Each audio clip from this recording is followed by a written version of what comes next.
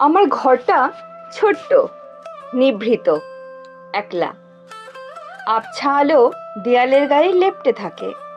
কোণে পড়ে থাকা গিটার তার নীরবতার ভেতরেই বয়ে বেড়ায় অসংখ্য না বাজানো সুরের ভার। সিগারেটের ধোঁয়া ধীরে ধীরে মিশে যায় বাতাসে।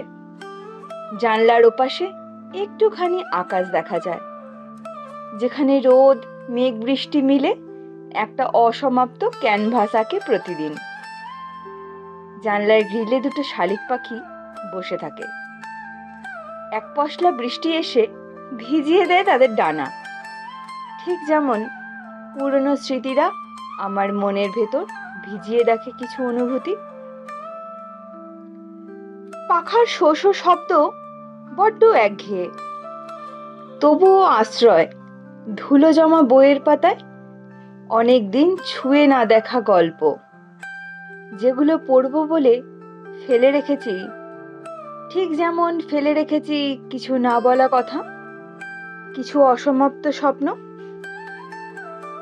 এই ঘর, এই জানলা, এই আকাশ, সিগারেটের ধোঁয়া আর অলস গিটার, বৃষ্টি ভেজা শালিকের নীরব গল্প, এই ধুলো মাখা পুরনো বইয়ের তাক, সবকিছু মিলিয়ে মিশিয়ে এটাই হলো আমার পৃথিবী।